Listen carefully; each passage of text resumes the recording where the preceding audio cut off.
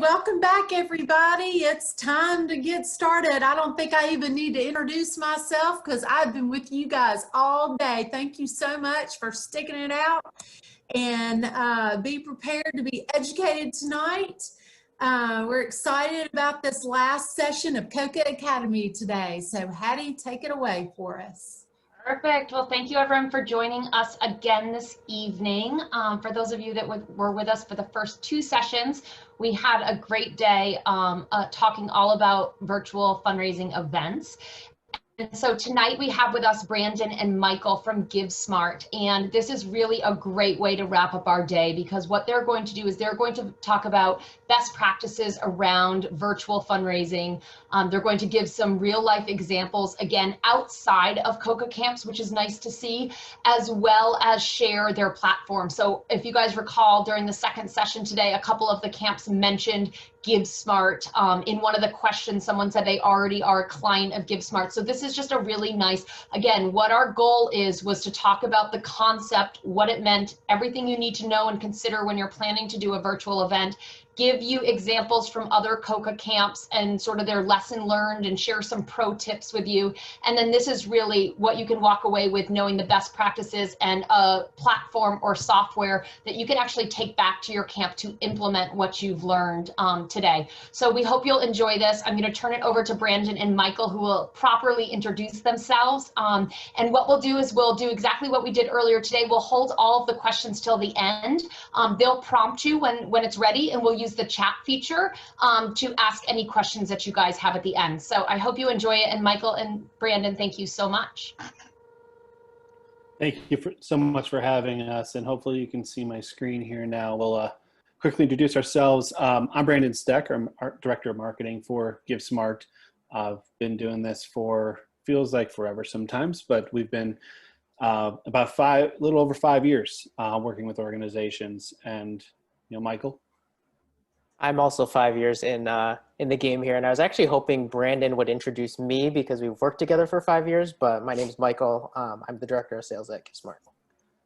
I know you that well. I figured you wanted that opportunity. Being a salesperson, you know, they all like to talk, but I'm excited to jump in today. We're going to talk about a few different things. We all know that there's fundraising challenges right now. We're going to talk about some of the things we've been seeing, addressing some of those, and then jump into what's been successful virtually. We've ran over the last 6 months over 4,000 campaigns with organizations nationwide, even in Canada. And what's really exciting about that is that gives us a breadth of experience from nonprofits, not just, you know, us making it up in our heads. And that's what's really great, is we have a lot of those things we'll share. We have some best practices as well. And then examples of things that you can do right now. And then we'll show you a little bit of what people are doing within the GiveSmart platform and how that kind of looks. So you have an idea of what the tool looks like in that kind of experience.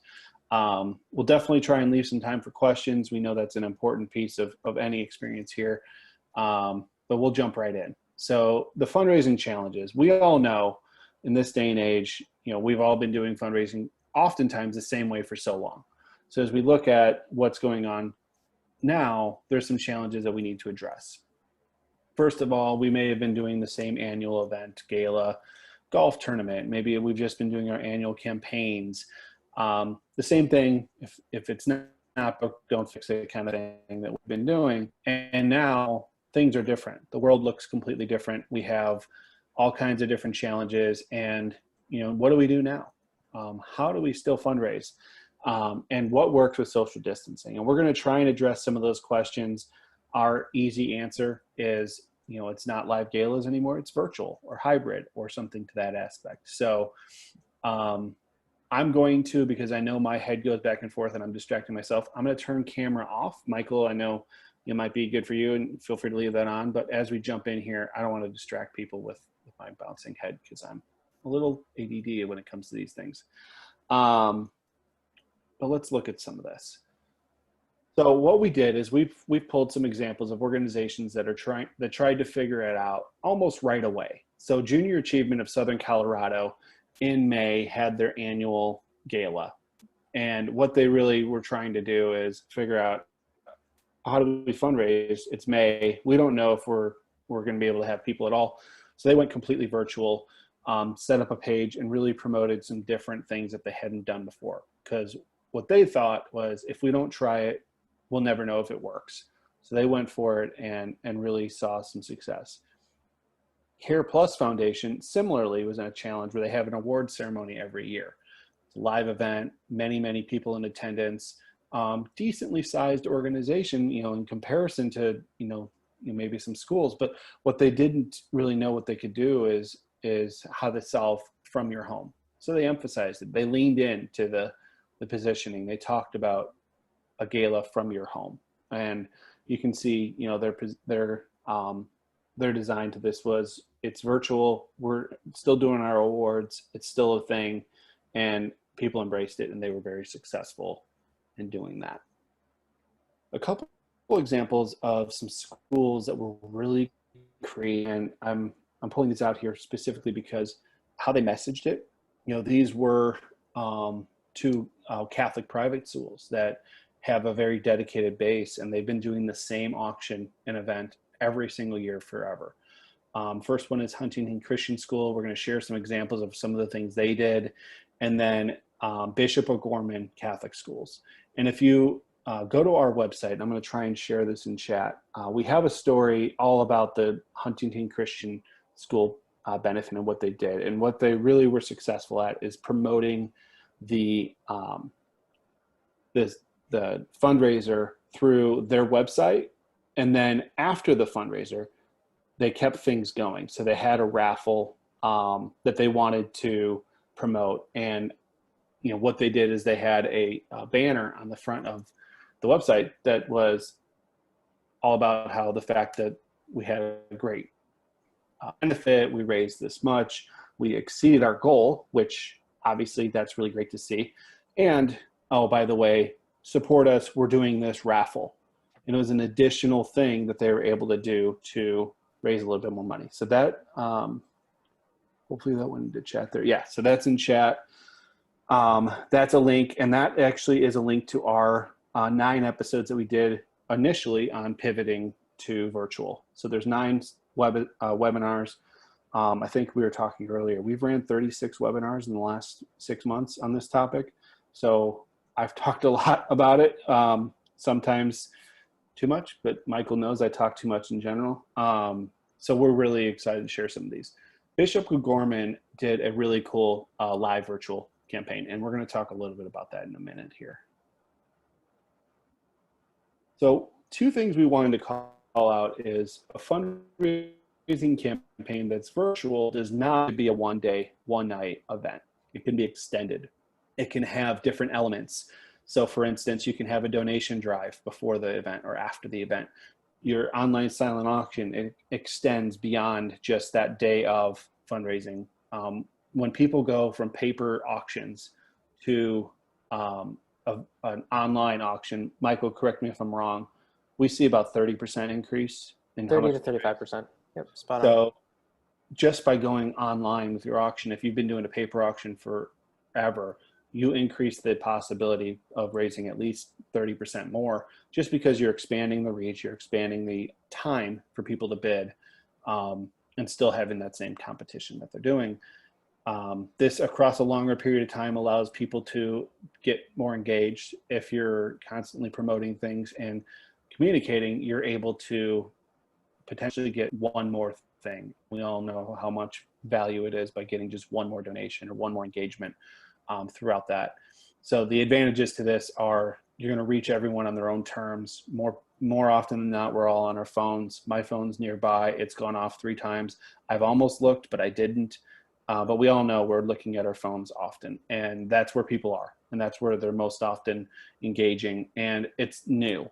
Everyone is getting emails. Everyone is getting solicitations, especially this time of year.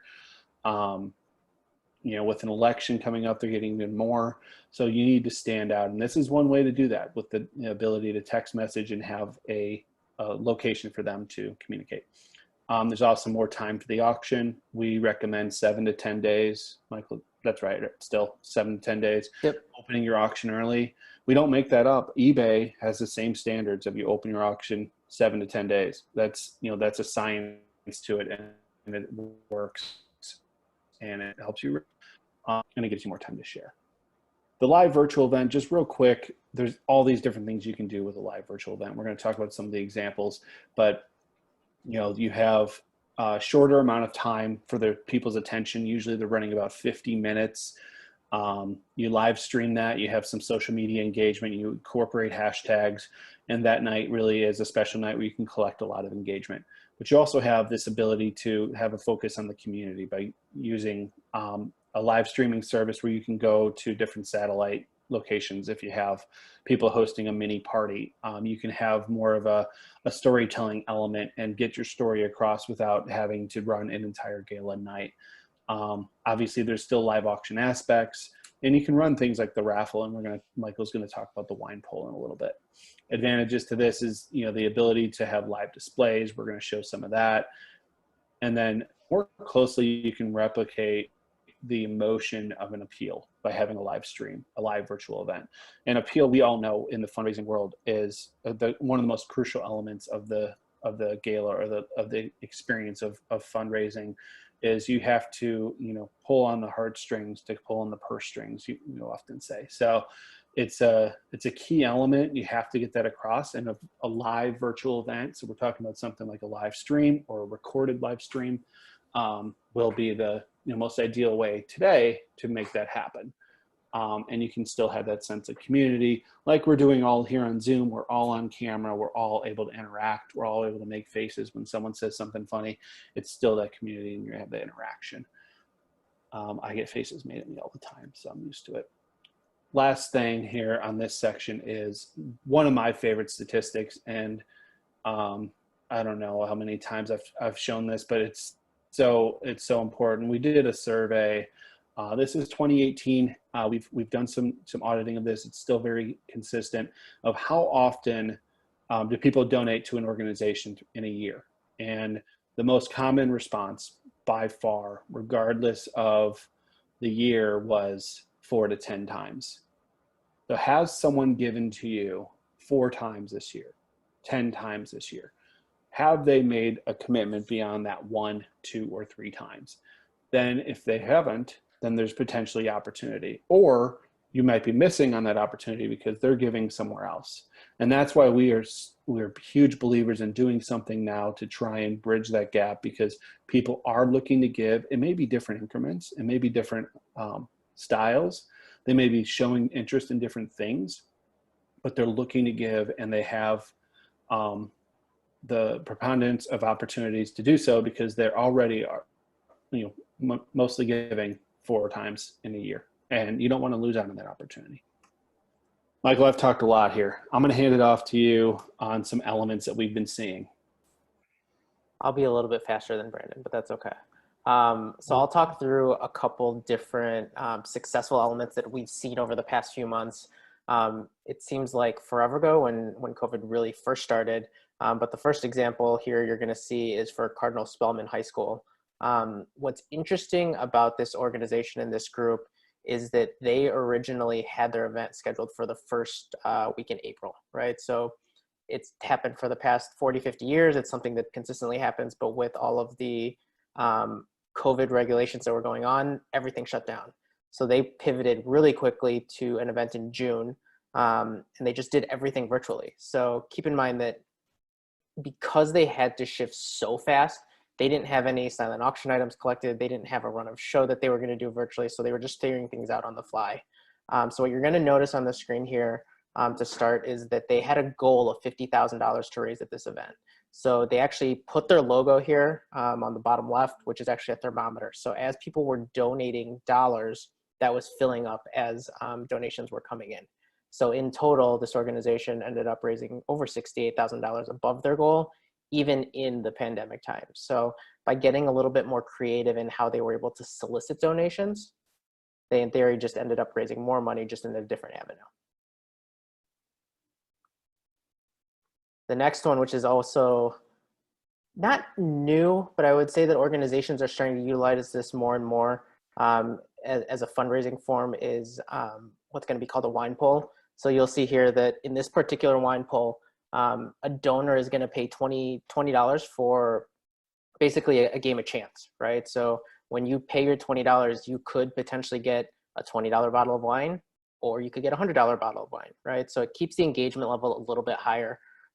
In theory, you guys can do this for any form of beverage, alcohol, wine. We've seen it for whiskey tastings and bourbon tastings, but it's one of those things that's a little bit more unique rather than just selling the actual bottle itself.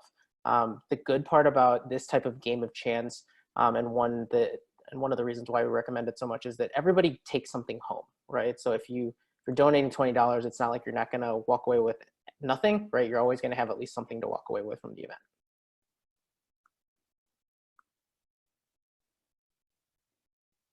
This one's an interesting one in that we had never really seen these as auction items before, but this was a lot of lottery tickets. So what this school ended up doing was going to the local store. They still had their live auction. They still had their silent auction. They did everything virtually via video, but because of the times of not having the same kind of interactions, they actually did a full lot of lottery tickets and ended up mailing them out to the donor themselves. So what's interesting is that this right here is only $200 worth of lottery tickets, which actually ended up selling for $565 and having 18 different bids on this particular item. Now, obviously anybody can go out and go get $200 worth of lottery tickets, but this ended up, because of the uniqueness of how they were doing it and when they were doing it, got way more bids than even the organization was expecting. So this is one that I would say requires little thinking, and it's easy to do and easy to execute on. And I did just drop a few resources as Michael was going in there about the wine pull and some things we've learned about doing that virtually, as well as a research study we did on the ultimate silent auction items. And, you know, lottery tickets originally was not the number one thing we were seeing, but the return on the investment, especially because I believe these were actually donated, someone else spent the $200, so the organization didn't even have to, which is even better. But if you can get that type of an item where it's going to have 18 different bids, that's a lot of attraction, especially when they're only getting $200 worth of a product. So a few different resources in there for you to check out as we go. And I'd say there's also just standard items. Sports memorabilia tends to go really, really well, whether you have donors who actually get those for you, or if you use consignment companies. Sports memorabilia does really, really well. What we've also seen as far as a trend is anything that's a home experience. So it could be a food truck, it could be any type of experiential event. We've seen virtual date nights, instant parties, right? There's a lot of different options that you guys can get creative, especially because you guys are in the camp space. There's going to be a lot of different options. So a little creative thinking ends up going a long way, and a lot of organizations are just trying out different types of fundraising and different types of uniqueness for the events that they're running. Yeah, that's good. That's a great point. That touches on one of the best practices of making sure you incorporate everyone's giving level. We're going to jump into some virtual and hybrid best practices. It's late. I'm not always going to talk well. We'll all survive. This is a best practice that we highly recommend. So this is what we're calling a one screen experience. On the left here, you can see that they have all the GiveSmart landing page, basically their homepage, available for a donor to go click and buy tickets, to browse, bid, and buy on their auction. At the top here, they could have put their online store if they wanted a link to their online store.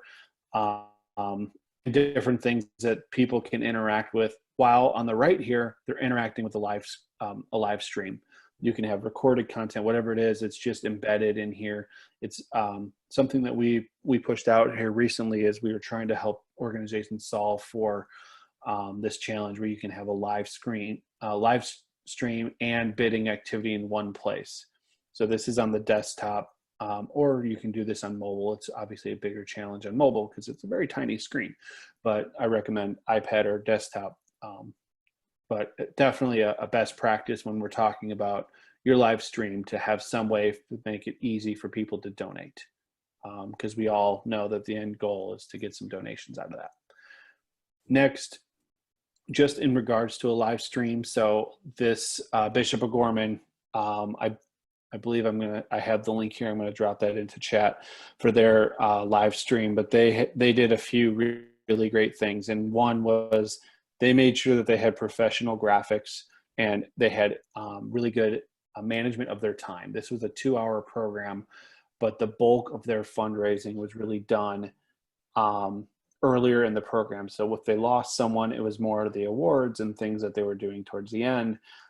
They did have a few different elements, and like Michael touched on, earlier, these, few examples we're giving, they're hitting their goals, which is really crucial. So they used Facebook Live.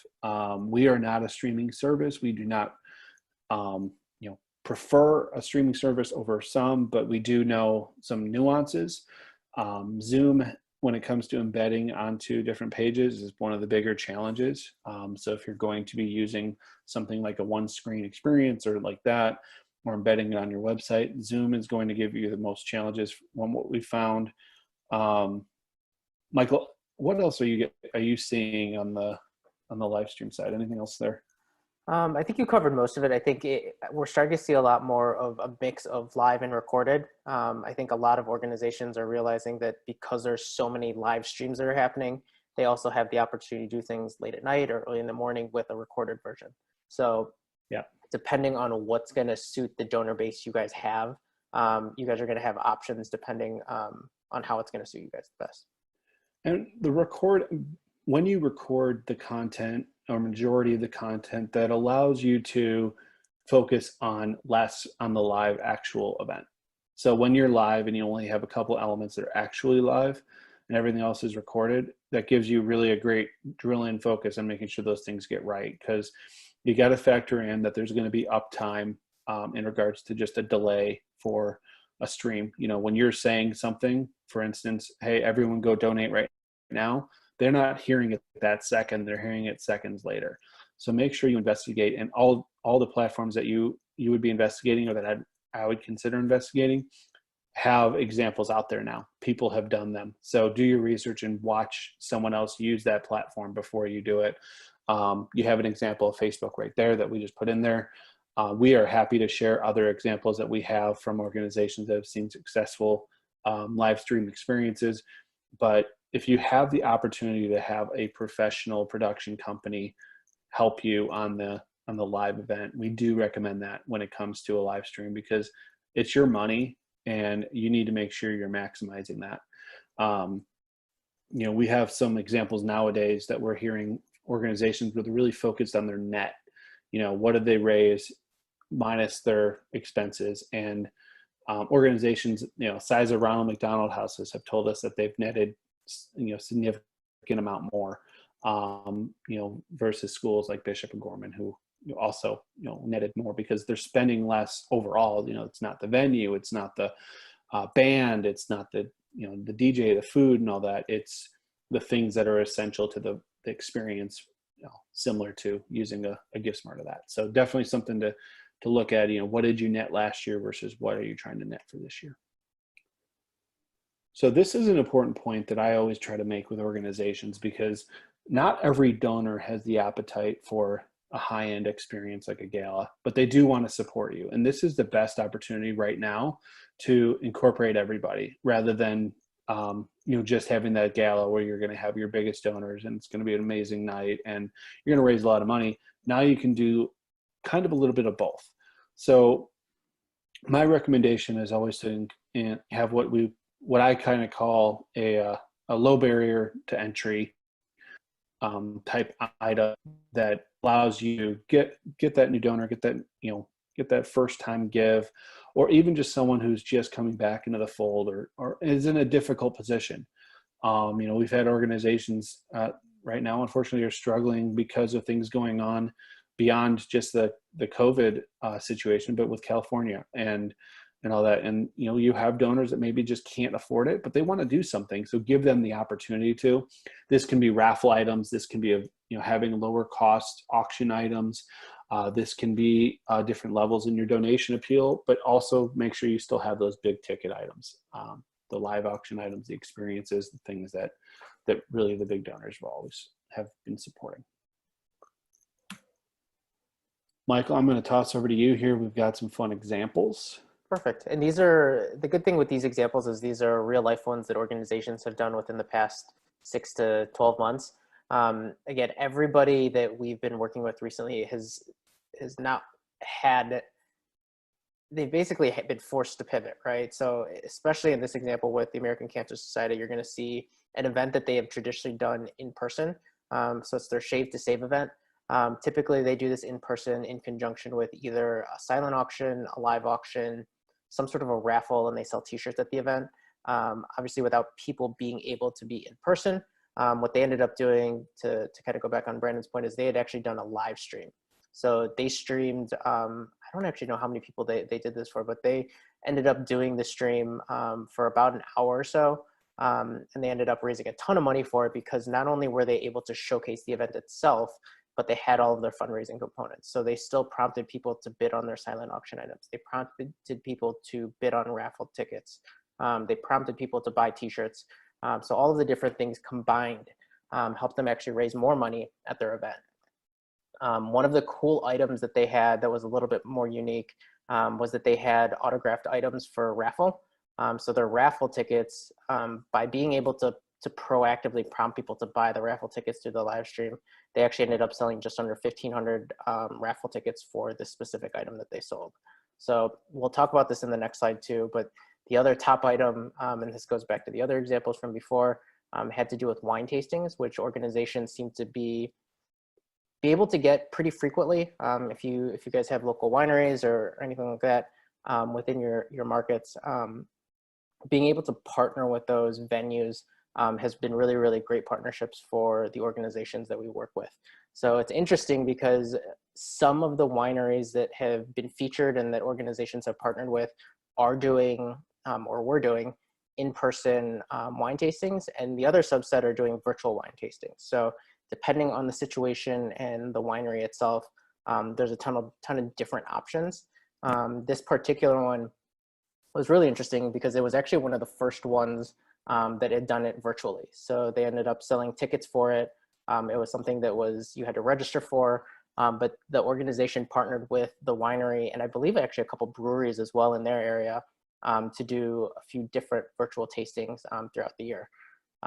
What's awesome about creating some of these relationships and partnerships early is that this organization actually went back to the winery. They did so well that they actually ended up doing another virtual wine tasting later in the year. So it gives you the opportunity to do something that's super low cost to get up front if you have the right partnerships in place with some of the local organizations. The other one this is 5Ks and runs have been around forever. I think now with all of the social distancing that's going on, the 5Ks and the virtual runs are becoming more and more prevalent. What's interesting within our platform itself is not only can you do a silent auction, a live auction, a donation appeal, you can even do peer-to-peer type champion fundraising. So what this particular organization did is they allowed their participants to log their time as well as the miles that they ran for the event. And they actually provided an incentive for the champion. So you'll see kind of here at the bottom, for any of the participants that actually raised $100, they also got a $100 gift card back. So by incentivizing your donors to help you raise more money, it gave everybody, put everybody basically in a win-win situation. So the runs and the walks have been really, really awesome type events that we've been seeing even more success in over the past couple months. This, this organization, the Mountain Lakes Educational Foundation, I think everybody by now is used to masks. We've started to see this taper off a little bit, but this particular organization ended up doing logos on masks and selling them in both adult and kid sizes. So it's one of the things that obviously everyone is very accustomed to right now. So it's something that hits everybody right now. This particular organization, if I look at my stat sheet, it looks like they did about 230 of these that were sold via donations. So it gives you the opportunity to sell these in bundles. I think Don and I were talking a little bit earlier before that it doesn't seem like things are going to change anytime soon. So masks and selling these things are a great way to get with what's going on now and to keep what the sale is very relevant. And obviously masks are pertinent to the times, but really being able to fundraise with, if you have, if you have anything with your logo on it that's just sitting there right now, use it as a potential opportunity to fundraise. This was, I think they've done another 100 since we last looked at this, Michael. I mean, they've been pushing these masks out there quite a bit. They're pretty good looking. You know, but we've seen everything from people putting animals and dogs on there to their logos to a lot of fun things. So a really cool example. All right. I'm going to jump into a quick product overview. I want to leave plenty of time for questions, and obviously if we end up giving time back to everyone, certainly okay with that too. As we all know, it's been every day gets longer as we go through everything, but we're going to look at just some of the different things that GiveSmart's able to do and support you with. We've already seen this, but this is our one screen experience.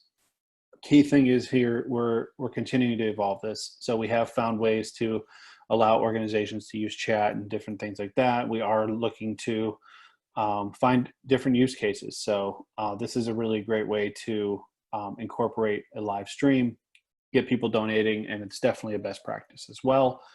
As we look at a peer-to-peer element, so we have integrated peer-to-peer in our platform. We call it champion fundraising. You can see here on the bottom, become a champion. This allows you to incorporate your community. Peer-to-peer elements are so crucial right now as you want to expand your reach, you want to expand your message, but you don't want to tire people out.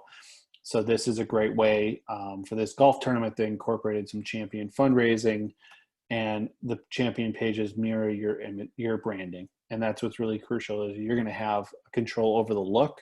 They get to put some messaging in here. You can see Andy put his son in there.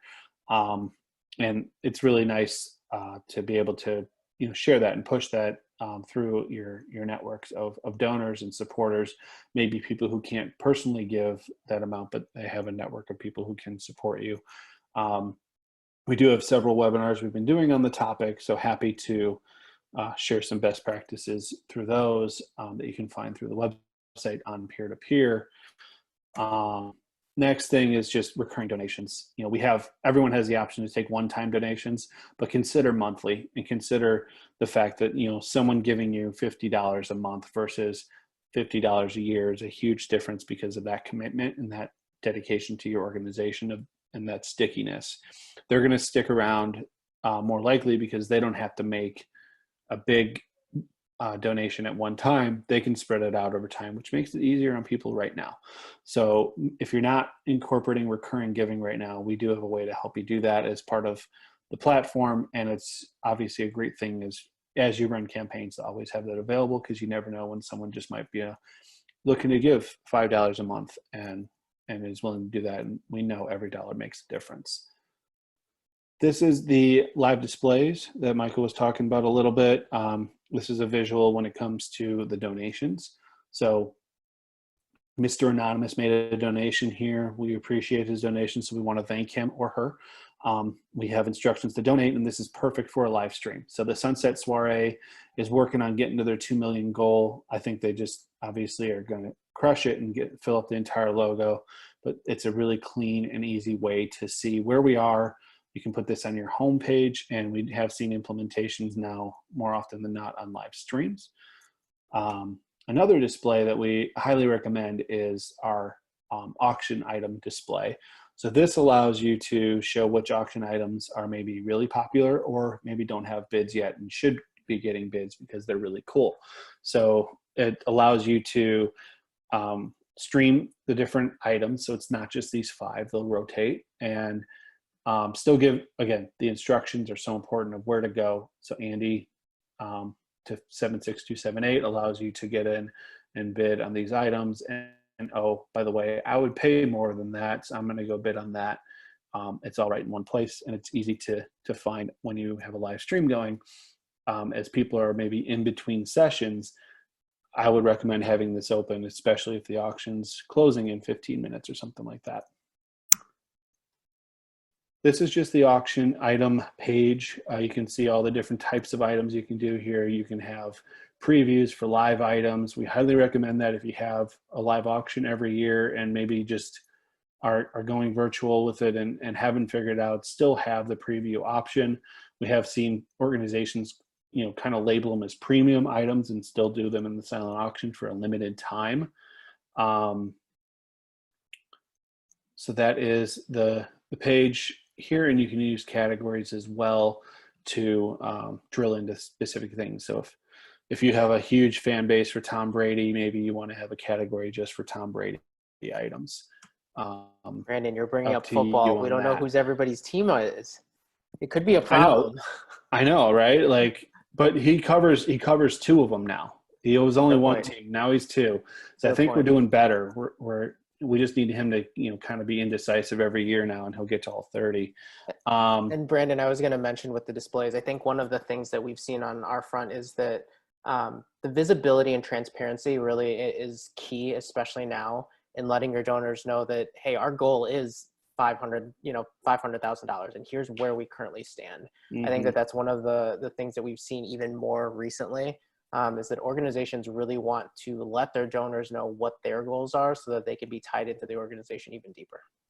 And there's nothing wrong with being far away from your goal. That just means there's some major donors that need to come to the table and be encouraged. And sometimes small donations add up quickly too. So, don't be ashamed if you are just launching a display and it's not filled up yet. There's ways to get there as you go, especially because people want to help you get to that goal as they're supporting your missions. Recognizing sponsors, there's many different things you can do with that, but we have a really clean within the platform and tons of different places to recognize sponsors. Social media, it is so important. I talk about this all the time, to share on social media. This allows you to do it right through the platform. It allows donors to, celebrate, the fact that they're supporting. It allows champions to share their pages. I'm currently a champion from my former high school, and I'm sharing it more often than my wife wants, but it's exciting for me, and I'm trying to win. So you want that engagement, and having that social engagement is very easy. Your data is so important, right? Knowing how much you've raised up to the minute. This is your dashboard, and this shows exactly where you are at the moment, and even tells you what's paid and versus unpaid. So if people are checking out themselves, or if people are buying instant items through or buying tickets, this is going to tell you where you stand in regards to what needs to be collected, because we all know collecting that money is crucial too. You don't want to just sit on pledges forever, but it allows you to see everything in one place. Michael, you're the sales guy. Feel free to jump in on these things if I'm missing anything, as I'm usually on the other end of doing the demos. I think you covered a majority of it from a reporting standpoint, Brandon. I will say that the other part of this is more for you guys from an organization end to know not only who your best donors are at particular events, but also what items raised the most money, who donated the most, who bid on the most items.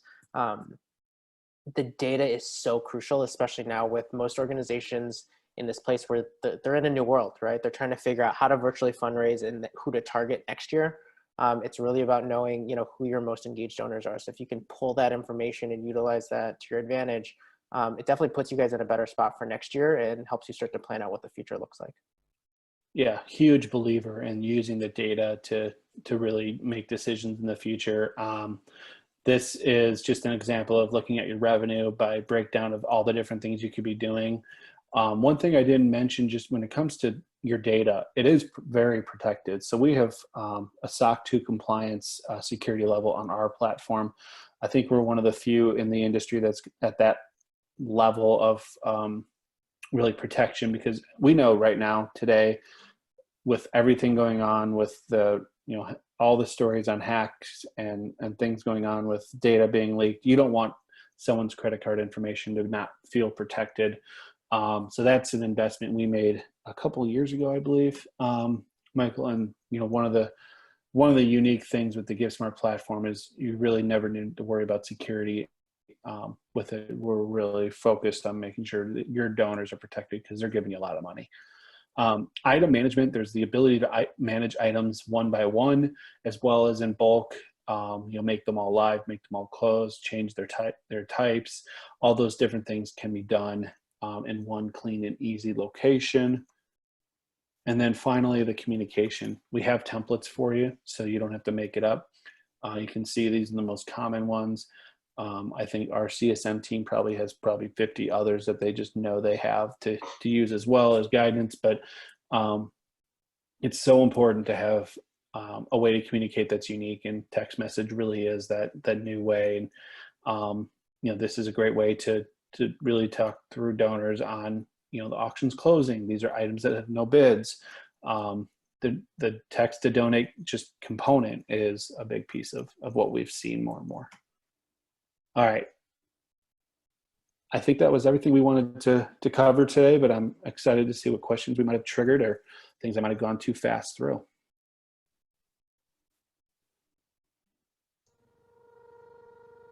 So if anybody has questions, feel free to just type them in the chat box. And again, Brandon and Michael will, share their contact info. So if you guys have specific information or you're intrigued by GiveSmart and the software and how you could utilize that at an event, you can certainly reach out to them personally or on an individual basis. But feel free, if anybody has any questions, we'll keep an eye on the chat box here for a moment.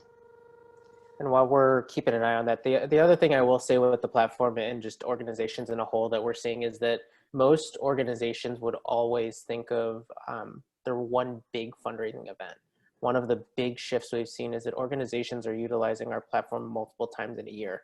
We have some organizations that are using it multiple times a month, right? So the key really is to figure out what's going to fit for your organization and your donors specifically. So we do have organizations that test out campaigns to 50 donors to see if there's engagement, or they'll do something for Giving Tuesday or any of the holiday campaigns.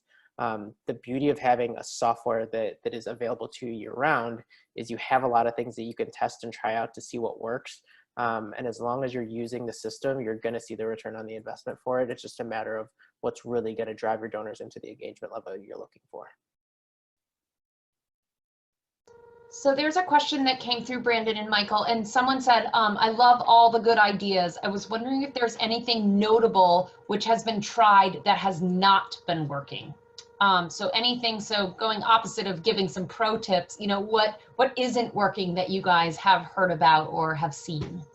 So we have a few organizations that have tried some things that maybe didn't work out for their donor base. I don't have one example of something that's never worked. I do have examples where they've tried something that wasn't a good fit. So we had one organization that did a webinar with us, and they tried a kind of a dance contest that just didn't raise much. It was a lot of fun, but it wasn't the right either timing or whatnot. But they asked their donor base, what really didn't work for you here? And they were able to get some answers and figure that out. But we've had a dance contest that absolutely killed it and raised a ton of money. So it really is tough to give a blanket answer. But one of the things that I would look at is look for organizations that are comparable to yourself, size maybe, or location. And oftentimes, we have examples of those that had things that worked, and that'll give you kind of a guidance to try and avoid maybe something that's not a good fit. We do find, in the schools segment, for some reason, wine pulls do really well. One of our best examples was this organization called Soaring Owls Foundation in Atlanta, and they support education for a specific elementary school, and they had to go buy more wine bottles because they ran out, because they didn't think there were going to be that many people buying them. And it was a great problem for him to have to go to the liquor store and buy additional bottles. So they didn't think it was going to work that way. But then again, there's an organization that tried a game called Heads or Tails, and it failed for them. While we had another one that, absolutely raised way more than what they've ever raised before. So it's really hard to give a blanket answer, but if you're trying a game or something like that, see what's kind of worked before as a guide, or see if something, it didn't work well for that organization, and that'll kind of give you an idea. And one of the things that I'll kind of throw my 2 cents on is that organizations that are really in tune with what their donors are looking for is so huge. We've had a couple events where, they'll have a slew of items, and for whatever reason, a certain subset just don't sell, or they just don't get as many bids as they'd like. One particular example is we had a men's group that wanted to sell off and auction off jewelry. and they were assuming that the jewelry would be something that would be bid on for people trying to buy it for their wives, significant others, whatever the case may be, but they just didn't have any engagement. But then they had a lot of sports memorabilia that had a ton of engagement. So it's really, it really comes down to knowing what your donors are going to enjoy, because at the end of the day, you're finding and you're soliciting these items so that you do get more engagement, you do get more dollars raised. So if you know your particular group likes a certain thing, you're not going to have only those types of items, but you want to have a good mix. So if you know that there are things that there's just no engagement level on, it just takes up space. That's a great point. We actually, in that silent auction study, we did find that certain types of items do not perform as well. So if you're looking for a kind of a guide there, it's broken down regionally as well as the time of year. It's very data oriented, and it's probably one of the most useful guides I've experienced in regards to silent auction items. But it allows you to really see, okay, in the Midwest, housewares do not do well in silent auctions, but memorabilia does incredibly well. Those are some of the trends that we identified in there. And it is also amazing to see that organizations, especially now, are trying to do everything virtually. We've seen new things with virtual bartender events, and I think we had one event that did virtual bartender, and somebody was, on camera doing drinks, and they shipped out all the ingredients, totally brand new, nobody had ever done it before, and then it all of a sudden started spreading in this one particular region where 3-4 schools ended up doing it. So I think there's no harm in trying it, especially now when everybody's just trying to figure out the best way to fundraise and keep people engaged with some of these unique events. Yeah, when you have a software that you can use for many different things, try something. The worst thing you're going to do is you're not going to raise that much, but at least you're trying. The only way you're going to raise money is if you put some things out there to give it a shot. And I do know why gift certificates for teeth whitening never sell. So Jennifer, when you put that in there, it's funny because I never understood why they didn't sell until I realized that in most cases, the dentist office that's actually doing it, it's some sort of a credit. So unless they're really in the need for it right then, they're going to spend, $250 for $1,000 credit, but they're still going to end up having to spend $2,000 or $3,000 on top of that. So if you're going to have any sort of certificate, you want it to cover the whole amount. So if a dentist is willing to do, the whole treatment for a certain amount, that's a much better option than a credit towards. That's a great point. I was thinking, now that we're on Zoom all the time and everyone's like looking at our teeth all day, every day, I'm thinking I would love to get my teeth whitened, but not with that catch. Now when it's only partially paid for. Exactly. Exactly.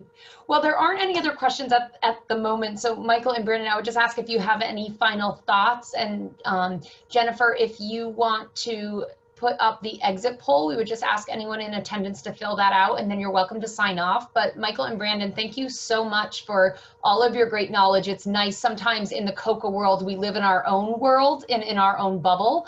And so we don't tend to look outside beyond our network of camps. So it's really nice to hear from you guys and to see what's happening in general out in the world of virtual fundraising and best practices. So thank you so much for your time. Thank you for joining us today. And again, if anyone has follow-up questions or want to reach out to Michael or Brandon, please feel free to do so.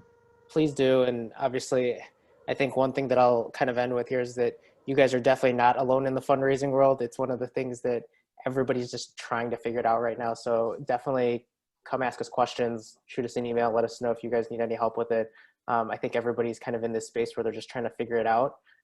So you're definitely not alone in it. So it's good to know that you guys are at least moving in the right direction and looking at some of this stuff. There's a lot of information out there. So definitely take it and try out a couple things to keep the fundraising going. For sure. And my biggest thing is do the research and see what's going on out there so you can be that next creative idea that maybe we're talking about on the next webinar. We're really excited about sharing these things, but really we're here to help too and brainstorm. I've heard some crazy ideas and we're excited about the next one and really glad that we were able to share some of this today and join everyone today. So hopefully we provided some good insight and all that. Thank you guys very much for joining us. And if you haven't voted, I'll leave it up for 5 more seconds. So quick answer. Perfect. Thank you guys. Thanks for having us. Thanks. Bye, everyone. Bye-bye.